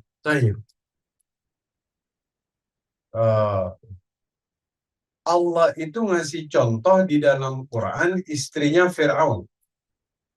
Itu dalam Quran Allah ngasih contoh istrinya Fir'aun. Imra'ati Fir'aun itu namanya siapa? Asya binti Muzahim. Ya. Suaminya sebesar-besarnya dosa. Sebesar-besarnya dia mengatakan ana rabbukumul a'la. Saya Tuhan yang maha tinggi. Apakah ada dosa yang paling besar sebesar itu? Mengaku dirinya Tuhan? Justru Allah itu memberikan hidayah langsung kepada orang yang paling dicintai oleh Fir'aun. Siapa? Istrinya, Asya binti Muzahim. Bab ini memberikan tentang hidayah. Oke. Hidayah itu datang tanpa memandang apapun. Suaminya Nabi, istrinya dapat hidayah. Suaminya orang yang paling kufur, istrinya dapat hidayah. Tapi ada yang suaminya Nabi, dia nggak dapat hidayah. Istrinya Nabi Nuh. Nabi Lut juga sama. Istrinya tidak dapat hidayah, padahal suaminya Nabi. Ada lagi, anaknya Nabi, bahkan Nabi yang disebut sebagai Khalilur Rahman. Bapak Ibu tahu, kata Ibnu Katsir, Nabi ada 124.000. Dari 124.000, 313-nya itu Rasul. Dari 313, hanya 5 yang ulul azmi. Nabi Nuh, Nabi Ibrahim, Nabi Musa, Nabi Isa, Nabi Muhammad. Dari 5 ini, yang Khalilur Rahman, orang yang kekasih Allah paling dekat, itu cuma 2. Nabi Ibrahim dengan Nabi Muhammad. Nabi Ibrahim ini Khalilur Rahman, ayahnya nggak dapat hidayah. Padahal anaknya Nabi. Maka ini berbicara tentang apa? Hidayah. Istri mengikut suaminya kemanapun selama dia taat. Tapi kalau kemudian dia sudah kufur kepada Allah, la ta'ah ila ma'asiyatillah. Tidak ada ketaatan kepada kemaksiatan kepada Allah. Jadi seorang wanita dia ikut kemanapun suaminya pergi, selama suaminya menuju surga. Kalau suaminya menuju neraka, ibu-ibu mau ikut? Gitu. Ya. Selama suaminya ini dalam kebaikan, ikuti dia. Tapi kalau dia sudah belok, maka tidak harus diikuti. Betul? Maka Allah ngasih perumpamaan. Jadi dari sini tuh begini. Lingkungan yang tidak membentuk kepada kebaikan tidak menjadikan alasan kita tidak menjalankan kebaikan. Contohnya istrinya Fir'aun, di sekeliling dia nih orang paling kufur semuanya. Tapi justru dia dapat hidayah. Jadi memang hidayah ini hak prerogatif Allah. Bukti yang lain. Ya, ini bukan antara suami istri. Abu Lahab itu pamannya Nabi. Pamannya Nabi. Bicara soal nasab, yang paling dekat ya Abu Lahab. Dia pamannya Nabi. Betul? Bahwa Abdullah, ayahnya Nabi Muhammad dengan Abu Lahab, kakak beradik. Tapi apakah dia dapat hidayah? Makanya kalimat pertama yang diucapkan penghuni surga ketika masuk surga, Alhamdulillahilladzi hadana lihadza. Hidayah itu punya Allah. Misalnya saya, Pak Dewo, Mbak Lita, kita berdakwah di dalam Islam Madinah. Tugas kita nyampein. Tapi urusan nanti dia dapat itu urusan Allah. Itu sudah hak prerogatif Allah. Makanya dunia ini Allah kasih kemana-mana orang. Allah kasih sebebas-bebasnya. Tapi hidayah yang dapat cuma orang-orang terpilih saja. Wallahu a'lam bishawab. Wallahu a'lam. Yang berikutnya, tadi ada yang mau ditanya? Silakan, Pak. Ada yang udah ditulis tadi?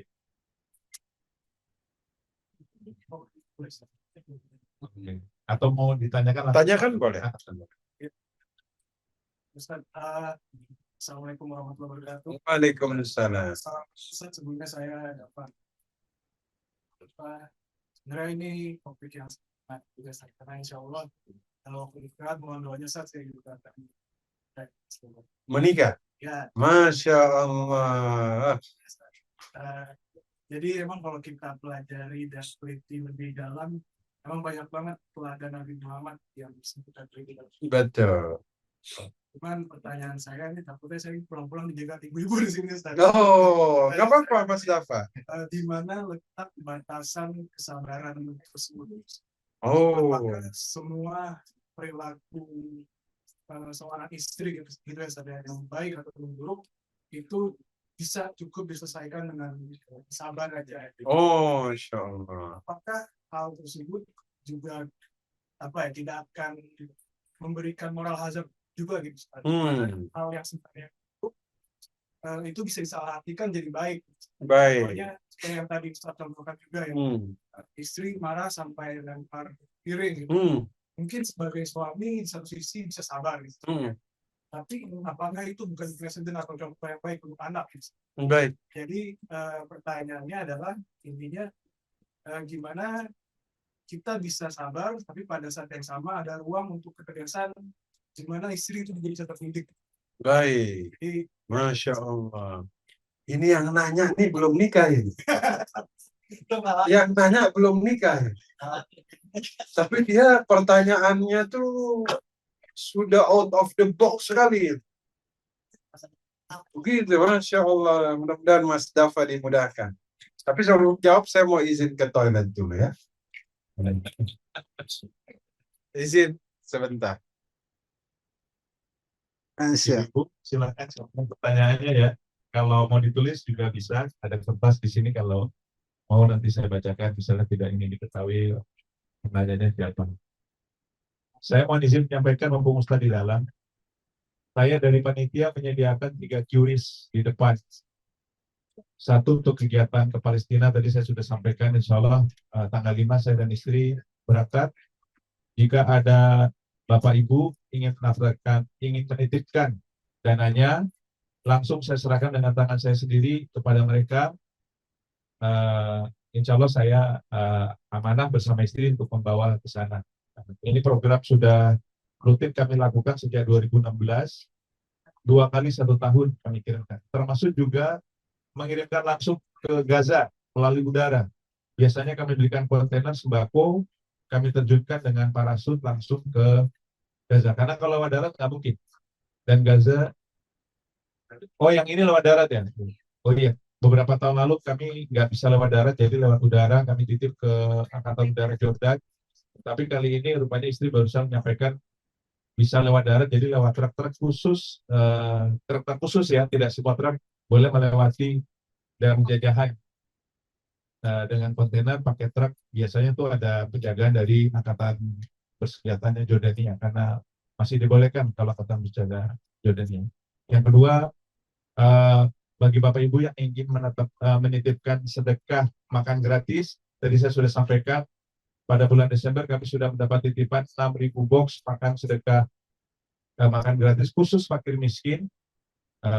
Bila mana Bapak Ibu ingin menitipkan, satu boxnya biasanya 25-30 ribu gitu, silahkan, QRIS-nya juga di depan.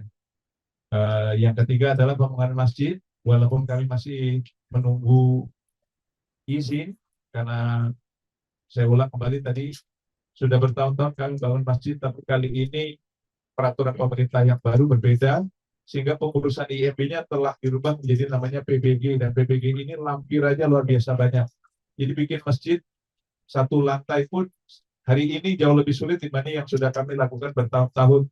Kami sudah lakukan di mana-mana bertahun-tahun, dari baru tahun ini ya, ini tantangannya. Padahal tanahnya siap, warganya siap, amanah wakafnya sudah beres, desain sudah, hitungan anggaran sudah, izin pemerintah tahun ini. Tapi bagi Bapak Ibu yang ingin menitipkan dananya, ada di depan QRIS-nya, silahkan nanti di scan atau dilakukan transfer bila mana ada amanah dari Bapak Ibu kepada kami di yayasan.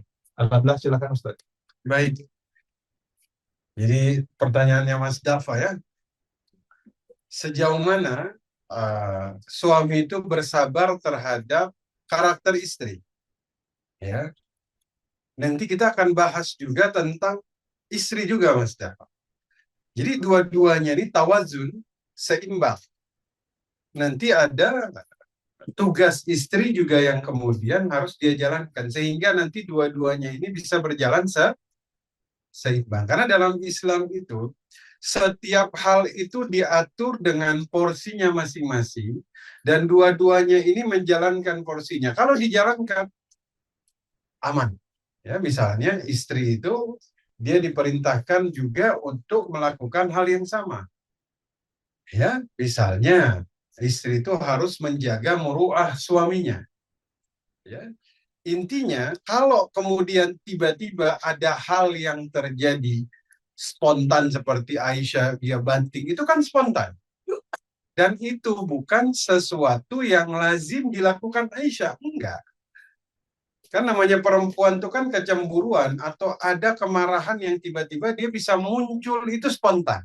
Nah, itu yang kemudian diinikan. Jadi bukan misalnya tiap hari banting piring juga ibu-ibu.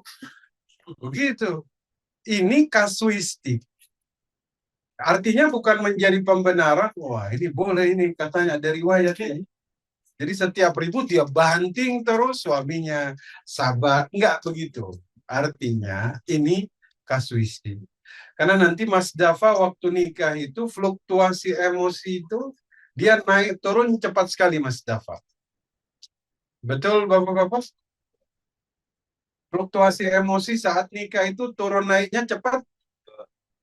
Cepat ya. Jadi dia tuh kalau pakai gambar tuh kayak grafik. Justru yang bahaya tuh kalau dia udah lurus begini nih. Oke, istri udah nggak pernah cerita, istri udah nggak pernah marah, istri udah nggak pernah ngeluh. Ah, itu bahaya itu justru. Betul?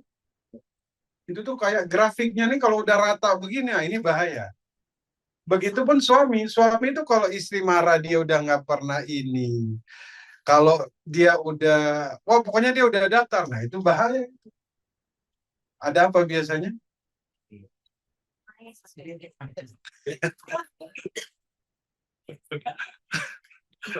Makanya memang dua-duanya diatur seimbang. Dan ini yang tadi kami sampaikan itu, ini bukan sesuatu yang lazim terjadi, tapi hanya kasuistik saja. Ya. Tapi nanti juga istri juga dibahas juga. Ya. Bagaimana sikap dia terhadap suami juga dibahas semuanya. Nah itu nanti next kita akan bahas itu ya. Hari ini tentang suami, besok tentang istri insya Allah. Wallahu a'lam. Ya. Ya. Yang baru hadir di kajian hari ini, kajian itu sebenarnya tematik dan sudah dibahas beberapa seri. Ya. Kebetulan di tanggal 28 September lalu itu kita membahasnya tentang isi yang wanita. Jadi isi yang takut. Jadi ada poin-poin. Ya. Abu Bakar. Ya. Jadi kalau yang misalnya mau dapat summary yang waktu tanggal 28 September, saya bisa WA ke saya, jadi bisa saya sampaikan untuk sekedar refresh. Jadi nggak satu sisi aja, kita sebagai punya tugas. Seluruh rekaman kalau yang tahan mendengar video, karena 2 jam rekaman kajian selalu kami rekam dan kami posting di YouTube channel Islam Madinah TV. Silahkan kalau mau murajaah seluruh kajian Islam Madinah selama sekian tahun, ada ratusan video, termasuk juga tadi kajian tentang istri yang taat, itu ada di rekaman channel YouTube, atau kalau mau WA bisa ke istri saya tadi, nanti nomornya akan dibagi. Kita lanjutkan pertanyaan berikutnya, Ustaz. Silakan. Ini yang dari ruangan cukup banyak, tapi ini yang dari Zoom dulu saya bacakan satu dulu. Saya ingin bersama suami sehidup sedunia sesurga. Mas suami agak jarang sholat. Bagaimana cara menasihati? Karena kadang-kadang tidak diindahkan nasihatnya. Yang ada saya cuma bisa mendoakan. Masya Allah. Bagaimana Ustaz? Baik. Pengen sehidup benar itu Ibu. Pengen sehidup semati. Ya. Ibu-ibu tahu Fir'aun itu waktu dia mati, hukum mereka, maka semua orang di sekitar dia tuh harus ikut dibunuh. Semua harus ikut dibunuh saat itu untuk ikut perjalanan dia di alam baka. Mau orang dekat dia, teman dekat dia, saya tanya itu kira-kira mereka ikhlas nggak? Ya. Namanya saya hidup semati ini mungkin ini majas ya Pak dia. Nah, dia ingin hidup seorang laki-laki dan perempuan yang saling mencintai tidak karena Allah. Di hari kiamat mereka dipertemukan dalam keadaan saling membenci. Maka ini dulu di garis bawah. Mencintai atas karena Allah. Oke, bukan hanya karena cinta semata, tapi karena Allah. Ini penting. Jadi misalnya seorang istri ingin masuk surga sama suami, tapi apa yang terjadi dia nggak pernah sholat. Ini saya tanya, Apa yang dihisab pertama kali ketika seorang manusia dihisab? Apa? Salat. Jadi analoginya tuh sederhana begini. Salat itu kayak angka 1. Selain salat itu angka 0. Oke. Misal, suami saya ini nggak sholat Ustaz, tapi setiap hari dia puasa. 0. Ustaz, dia ini nggak sholat Ustaz, tapi dia banyak bantuin orang. Setiap hari dia sedekah sampai 1 juta. Setiap hari seumur hidup. 0. Oke. Dia ini Ustaz sangat, pokoknya banyak kebaikan. 0, 0, 0, 0, 0 semua. Kalau tidak ada angka 1 di depannya, maka semuanya tidak berharga. Jelas? Kalau sudah ada angka 1, ini yang menyebabkan semuanya diterima. Betul? Kalau 1 sudah berdiri, tinggal ditambahin udah. Baca Quran jadi berapa? 10. Sedekah jadi berapa? 100. Baca Quran jadi berapa? Silahkan ditambah sebanyak-banyaknya jika sholat sudah diterima. Awwalu ma yuhasabu yaumal qiyamati as-shalah. Yang pertama kali dihisab di hari kiamat adalah sholat. Jadi percuma kalau misalnya dia itu ingin masuk surga tapi kagak sholat. Karena yang pertama dihisab adalah sholat. Kalau sholat diterima, maka yang lain ikut diterima. Mudah-mudahan Allah menerima ibadah sholat kita. Agar yang lain juga ikut diterima. Kalau dia jarang sholat, ya, berarti ketika dihisab, gak lolos sholatnya, maka yang lain gak lolos. Kalau dihisab kemudian gak lolos, berarti gak masuk surga. Makanya, seorang istri boleh gak dia menasehati suami? Boleh. Jika suatu saat misalnya suaminya ini melanggar, maka dia boleh nasihat. Tapi ingat, nasihat dengan cara yang baik. Dengan bahasa yang baik. Masih ingat perbincangan antara Siti Hajar dengan Nabi Ibrahim yang pernah kita bahas dulu? Komunikasi itu penting. Siti Hajar waktu ditinggal di Makkah, saat itu kan Siti Hajar menolak, kemudian bertanya, ilaman taqiluna, kepada siapa kami engkau titipkan wahai suamiku? Enggak dijawab. Ditanya kedua kali, ilaman taqiluna, kepada siapa kami engkau titipkan? Enggak dijawab. Waktu pertanyaan ketiga, bahasanya dirubah. Allah amaraka bihadza. Allah yang merintahin dirimu seperti ini wahai suamiku? Baru dijawab, na'am. Kadang suami bisa dinasehatin dengan bahasa yang lebih pantas. Betul? Istri boleh nasehatin suami? Boleh. Tapi jangan lupa pakai bahasa yang baik.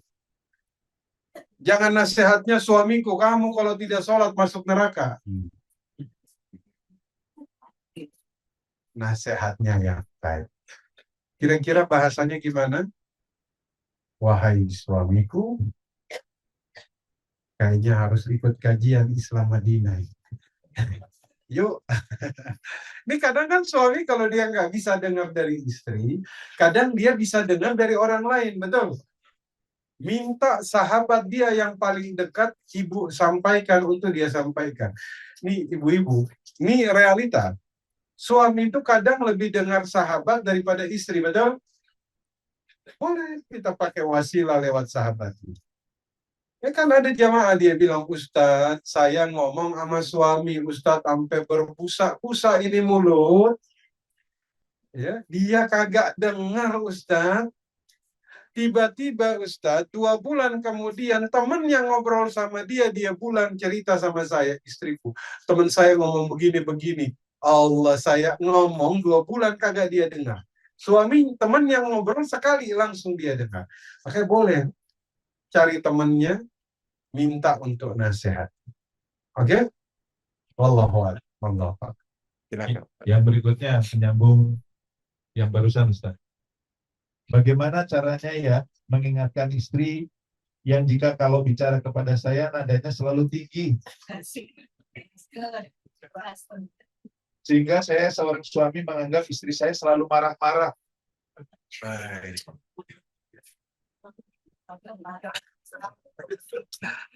Bapak Ibu ingat, tadi Imam Sufyan Ats-Tsauri, Umar bin Khattab, Imam Ahmad, Imam Hasan Al-Basri itu kasuistik. Artinya istri mereka itu tidak selamanya tiap hari ngomel aja. Enggak. Ada dalam satu titik itu Imam Abu Hanifah diomelin sama istrinya, muridnya dengar. Mereka nanya. Artinya bukan berarti istri setiap hari ngomel. Ada saat memang istri itu dia harus meluapkan segalanya. Kita dengerin. Tapi kalau tiap hari juga gimana kira-kira suami? Juga. Nah, maka istri, ya, Khadijah tuh nikah sama Nabi Muhammad itu umur berapa Ibu? Berapa? Ada yang bilang 40, tapi ada Ibnu Haisyam, Ibnu Ishaq itu bilangnya umurnya bukan 40. 28. Kenapa? Kalau yang Ibnu Ishaq bilang 28, karena pertimbangannya begini.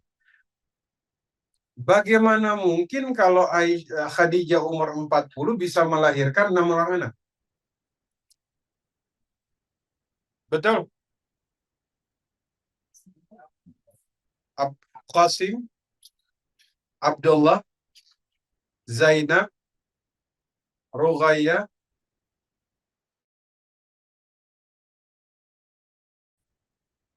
Fatimah. 6.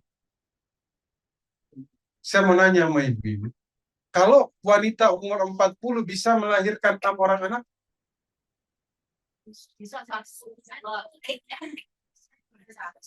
Itu kenapa sebagian bilang bukan 40, tapi 2. Yang bilang 40 karena riwayat Khadijah itu wafatnya umurnya itu sekitar 65. Kalau dihitung Nabi Muhammad nikah dengan Khadijah 25 tahun. Kalau umur 28 seharusnya riwayat mengatakan wafatnya itu 53. Tapi di dalam riwayat 65. Nah, intinya begini, Nabi nikah dengan Khadijah 25 tahun. Tidak sedikit pun Khadijah pernah mengangkat suaranya lebih dari suaranya Nabi. Bisa dibayangkan itu. 25 tahun. Gak pernah sedikit pun. Apakah seorang wanita tidak boleh mengangkat suaranya lebih tinggi dari suami? Sekali-kali misalnya dia lagi meluapkan sesuatu boleh. Tapi bukan berarti setiap hari. Seperti itu. Ya. Tadi pertanyaannya gimana Pak? Jadi bagaimana menasihati istri? oh, bagaimana menasihati istrinya? Ya, begitupun ketika seorang istri menasihati suami, suami itu nasihati istri juga harus dengan cara yang baik. Bil mau'izatil hasanah. Kan tadi kita bahas, suami itu bersikap lembut di luar sana. Maka siapa yang paling berhak menerima kelembutan selain di luar sana? Istri. Dia menasihati orang di luar sana dengan cara yang baik. Berarti istrinya juga harus dapat nasihat yang lebih baik.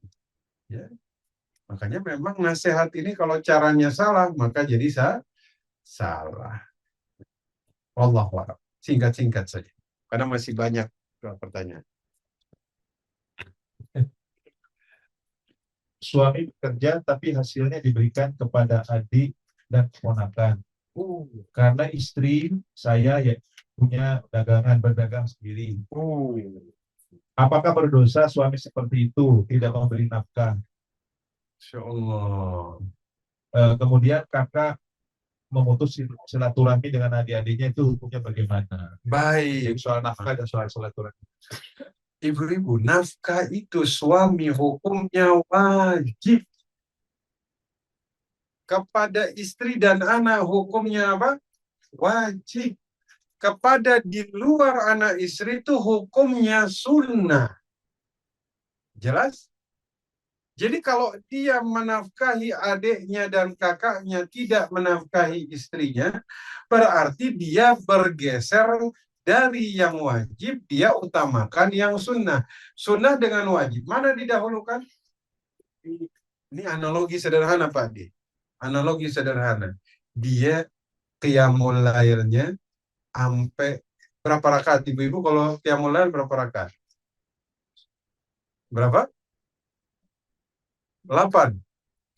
Masya Allah. 8 ya. Saya tuh kalau udah kecapean cuma 2. Kalau udah kecapean. Intinya begini. Kalau ada orang qiyamul lailnya 8 rakaat, tapi subuhnya kagak sholat. Nah kayak begini. Kayak begini. Jelas? Sama kayak dia sedekah sampai miliaran rupiah, tapi kagak zakat. Melakukan yang sunnah, tapi meninggalkan ya nafkah kepada keluarga itu hukumnya wajib. Bahkan di antara pandangan ulama, kalau tidak ditunaikan, maka jatuhnya hutang. Di akhirat dia dituntut. Karena nafkah itu hukumnya wajib. Sampai dia kerja itu cari nafkah dihukumi jihad fisabilillah. Kenapa? Karena untuk keluarga. Maka ketika dia tidak menunaikan, nggak apa-apa Ustaz, istri saya punya kerja. Nggak boleh, dia mau kerja, dia punya harta, tetap dia harus dapat nafkah. Jelas? Nah, maka suami harus diingatkan. Apa hukumnya memutus silaturahim? Haram. La yadkhulul jannah qati'ur rahim. Tidak masuk surga orang yang memutus silaturahim. Malaikat itu diturunkan untuk memberikan rahmat. Allah kasih ampunan kepada manusia. Di antaranya hari Kamis. Tapi diperintahkan tahan terhadap golongan ini. Di antaranya mereka yang memutus silaturahim. Qati'ur rahim itu dosa yang sangat besar. Memutus silaturahim ini perkara yang sangat dilarang di dalam syariat Islam. Ya, man ahabba, barang siapa yang ingin an yumidda lahu fi umri, umurnya dipanjangkan, yubarik lahu fi rizqi, rizkinya dilapangkan. Falyattaqillah wal yasil rahimah. Bertakwalah kepada Allah dan sambunglah silaturahim. Berarti kalau mafhum mukhalafah, pemahaman terbalik, kalau sambung silaturahim, rezeki dilapangkan, umur berarti kalau dia memutus silaturahim, nah silahkan diartikan. Iya kan? Berarti dia menyempitkan rezekinya sendiri. Jangan putus silaturahim. Nggak boleh. Jadi silaturahim ini harus terus disambung. Ya, bahkan silaturahim ini orang yang benci sama kita sambung silaturahim. Ya. Kadang kita suka salah memahami silaturahim ini. Ini cukup penting nih, Pak. Ada al-mukafi. Ya. Al-mukafi ini ternyata misalnya, apa itu silaturahim Bapak Ibu? Balas-membalas? Dikasih hadiah, kita balas ngasih hadiah, itu silaturahim. Didatangin, kita balas datangin, itu silaturahim. Ternyata itu masih al-mukafi. Al-mukafi ini baru balas-membalas. Laisal muasil bil mukafi. Kata Nabi, bukan silaturahim balas-membalas. Orang senyum, dia balas senyum. Orang berbuat baik, dia balas kebaikan. Suatu saat al-mukafi ini orang berhenti berbuat baik, dia pun berhenti. Betul. Orang berhenti negor dia pun berhenti negor. Kenapa? Dia nggak negor, saya juga nggak negor. Betul. Nah, itu ternyata belum silaturahim. Silaturahim itu nyambungin sesuatu yang terputus. Oh, itu dahsyat itu. Carilah siapa yang benci sama ibu-ibu, datangin dirinya. Nah, itu silaturahim itu. Silaturahim itu berbuat baik sama orang yang lagi dongkol-dongkolnya sama kita. Orang yang lagi benci-bencinya sama kita, kita datangin. Nah, itu silaturahim. Nah, mudah-mudahan bisa diamalkan. Maka dilarang, itu dosa besar itu ya. Wallahu a'lam. Singkat saja nih Ustadz ya. Karena kita Baik, Pak De. izin Ustadz, banyaknya kasus KDRT yang dilakukan suami kepada istri. Itu bolehnya sampai batas mana ya? Istri bertahan. Kalau bentuk fisik, nafkah diberikan hanya keperluan bulanan. Dan kalau ada sisa dari nafkah tersebut diminta kembali oleh suami. Istri tidak tahan lalu meninggalkan suami dan anak, tapi anak tidak boleh ikut oleh suami. Baik. Apakah istri berdosa meninggalkan suami seperti ini? Baik. Ibu-ibu, nikah itu sakinah. Sakinah itu tenang.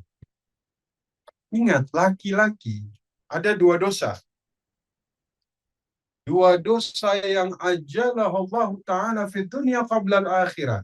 Dibalasnya itu dipercepat di dunia sebelum di akhirat.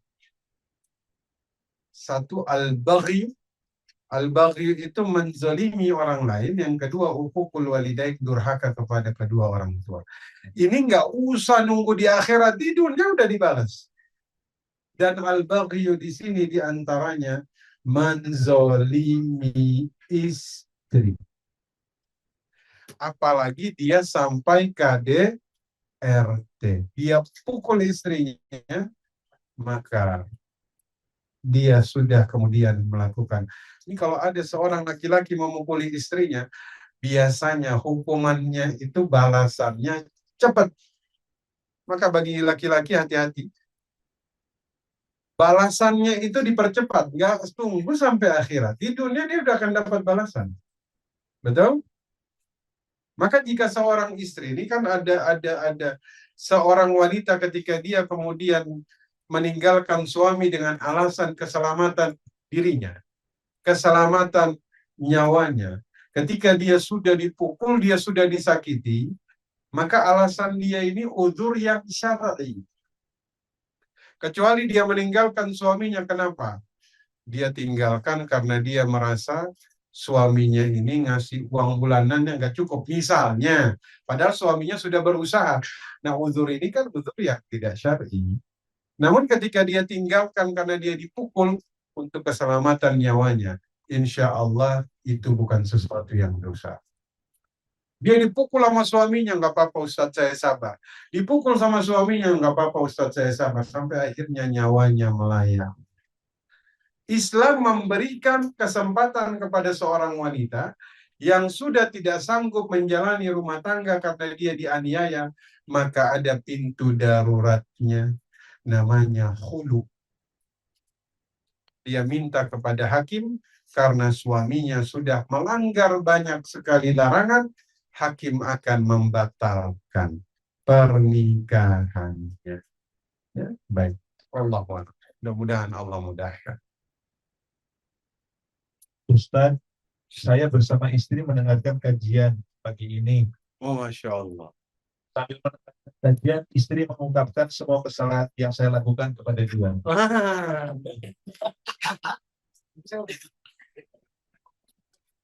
Ada satu kesalahan saya yang dia sulit memaafkan sampai saat ini.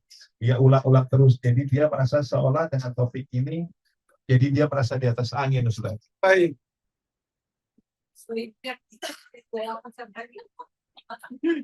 Bagaimana ini Ustaz kalau istri tidak mau memaafkan kesalahan saya? Hai, Masya. Makanya dari awal saya udah bilang, Pak, kita ini deg-degan materi ini. Kenapa? Kalau istri dia nonton, dia bikin daftarnya ini. Satu demi satu dia bikin daftar. Ya kan? Nah, maka kemudian berarti ini istrinya harus nonton yang tanggal 28 September. Di situ ada jawabannya semua. Di situ ada jawabannya, panjang. Ya. Jadi dia harus nonton. Kenapa? Karena bagian istri itu di 28 September. Dia harus nonton. Agar apa? Agar seimbang. Agar seimbang. Ya. Nah, karena memang, ya, kalaupun kemudian kita menemukan di sini, kan, memang bagian kita untuk memperbaiki, Bapak Ibu. Bagian kita untuk muhasabah. Ini bagian kita untuk memperbaiki satu demi satu. Gak ada alasan, misalnya dia bilang, Ustadz dari tadi ngasih contoh Imam Ahmad, Imam Abu Hanifah, Umar bin Khattab, Ali bin Abi Thalib. Nabi Shallallahu Alaihi Wasallam itu agar kita bisa mengambil contoh. Ya kan? Kita bisa memperbaiki sedikit demi sedikit. Mereka ini memang akhlaknya ini sudah luar biasa. Tapi apakah kita nggak bisa dapat akhlak seperti itu? Enggak. Bisa dilakukan dengan cara membiasakan dirinya. Jadi jawabannya singkat saja, ini istrinya harus nonton yang 28 September. Biar adil. Hari ini kan suaminya nonton kan? Nah, ini istrinya harus nonton 28 September. Biar adil. Biar adil. Allahu a'lam. Berikutnya yang terakhir mungkin Ustaz. Siap. Ustaz, saya senang sekali mendengarkan kajian ini, mengharukan sekali, dan saya ingin mengamalkan dengan maksimal apa yang disampaikan Ustaz. Tapi saya masih merasa punya kekurangan di dalam sisi materi. Maksudnya kesulitan dalam mencari nafkah ya. Baik. Dan ini jadi pemberat saya untuk berbuat baik kepada istri karena nafkah saya tidak cukup. Baik. Nasihat apa yang terbaik untuk dilakukan suami dalam keadaan seperti ini? Masya Allah. Suami ingin menyenangkan istri, tapi dia terbatas dalam materi. Tidak semua yang menyenangkan istri itu lewat materi. Betul, Ibu-Ibu?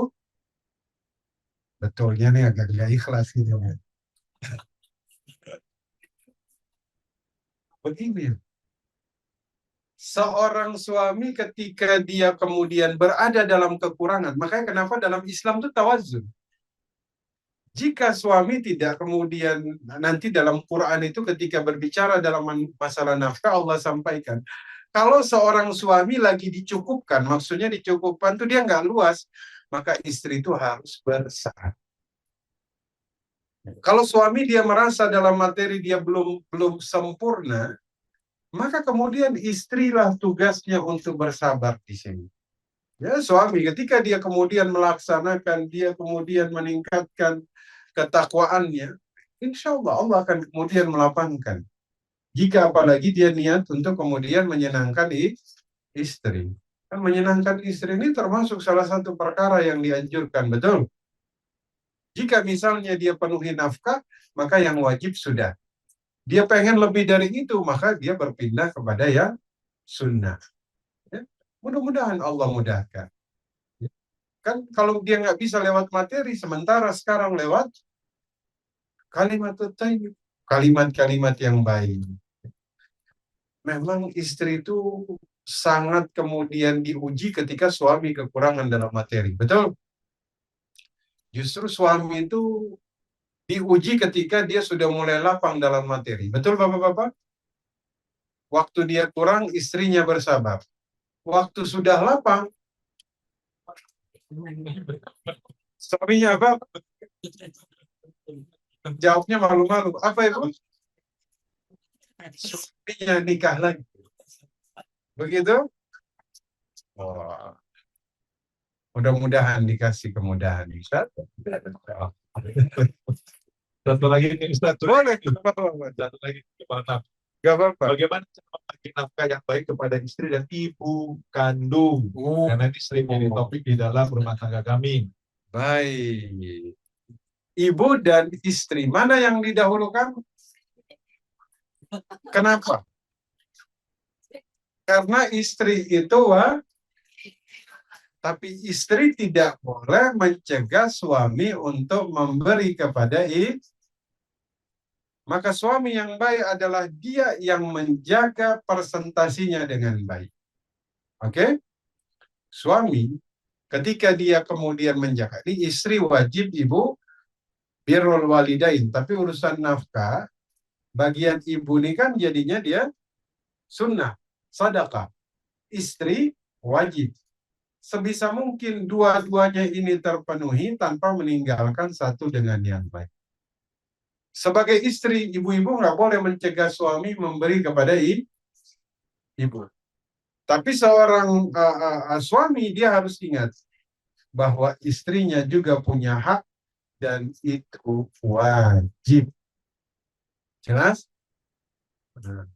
Mudah-mudahan dimudahkan. Amin ya rabbal alamin. Baik, Bapak Ibu, karena sudah jatuh tempo waktu pukul 10, izin saya tutup kajian. Mohon maaf, masih ada 2 pertanyaan yang saya belum bacakan yang di kertas. Kemudian juga ada beberapa pertanyaan melalui ruang Zoom karena terus mengalir pertanyaan. Terus dapat. Banyak contohnya tadi Ustaz. Oh, ini yang banyak nanya istri apa suami, Pak? Istri. Oh, istri. Masya Allah. Mungkin kita bikin kajian khusus setelah ini tersebut ya. Bapak Ibu jangan lupa seluruh rekaman ada di YouTube Islam Madinah TV.